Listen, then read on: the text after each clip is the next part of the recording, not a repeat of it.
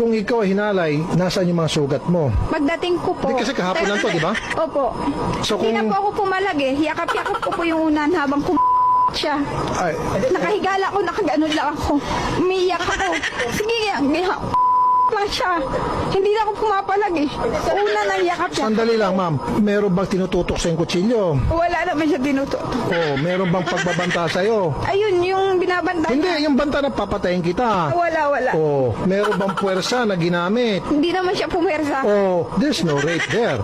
Ang rape is pag ginamitan kanya ng puwersa, ginamitan kanya ng pananakot, tinutukan ka ng kutsilyo, lahat sabi mo wala. So walang rape doon. Sir, madagdag ko ba, sir? Nung inalik-halikan ko siya sa dibdib, sabi niya, isara mo muna yung pinto.